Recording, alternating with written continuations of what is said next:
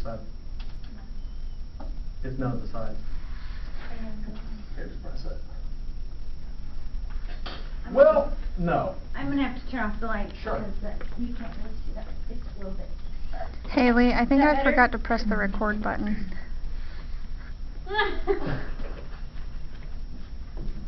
Well, no. Basically, when a chemist alters a drug's composition, that is, manufactures an analog of the drug, it is technically no longer that drug and is, as a corollary, no longer illegal. MDPV is composed in such a way that it's a sort of hybrid between meth and ecstasy, although really it's neither. Right, but you can't just go around doing that. I'm sure the DAB has thought of that before, right?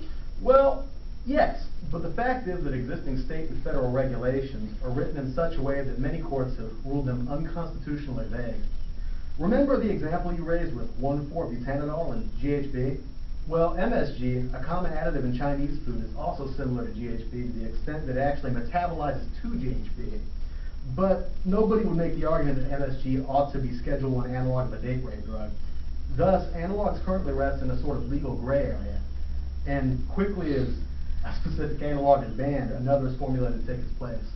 Well, why not just pass legislation regulated substance based on intoxicating effects rather than chemical composition? For example, saying it is illegal to possess a substance that induces hallucinations when ingested. Retailers get around similar existing analog laws by marketing the drug as not for human consumption.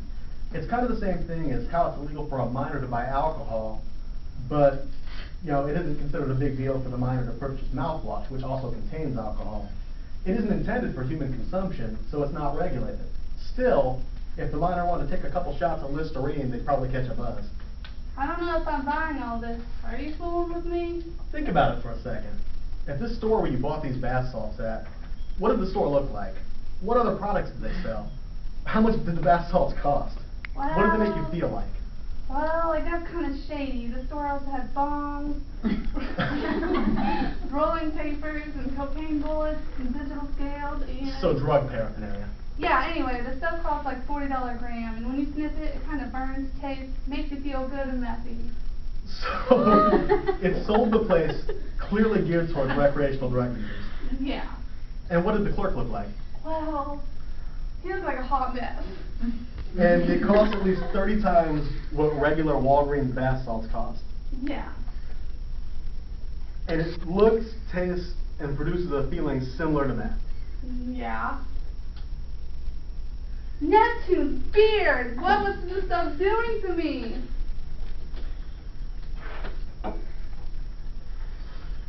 Well, the drug has effects similar to other amphetamines. It impacts almost every system of the body.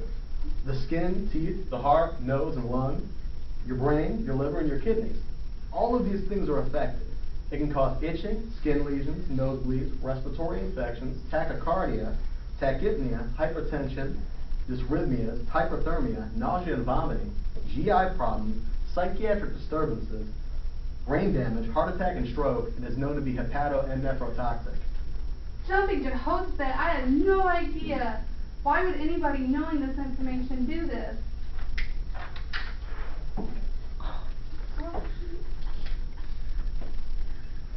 Well, Haley, for a lot of the same reasons people use drugs in the first place, I suppose. Right, but if it's just as bad as the legal stuff, why not just do the real thing? At least that way you're taking something that's used and has been studied in humans. Well, you tell me. You're the one with the sack of the stuff in your pocket.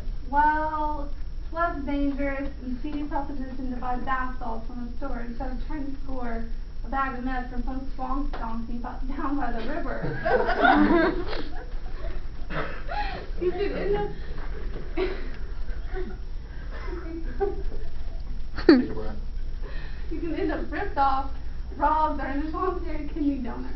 Well, that and they're illegal. How do you feel about them now? Is it still worth it? No, I'm positively and unabashedly outraged on a visceral level. What can be done? Educate. Tell the people in your life about bath salts. Tell them about what they really are and how they can harm you.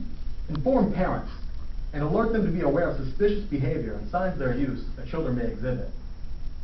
You mean dishonest behavior and changes in their personality, appetite, and periods of sleep? Yes.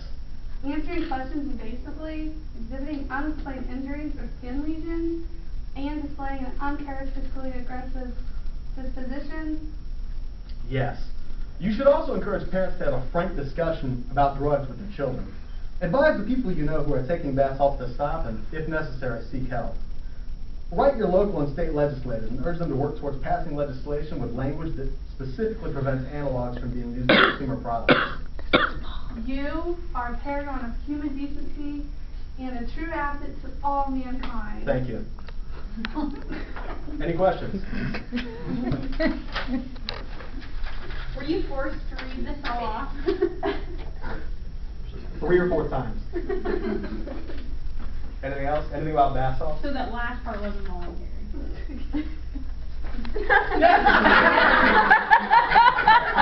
Haley, do you agree or disagree with that statement? Haley, I just couldn't hardly, I was overcome by the words coming out of your mouth. I have to say. You did a very good job. Very good job, Haley. Yes, you did a good job. You were a very good puppet. All right, we have handouts. You kept it together.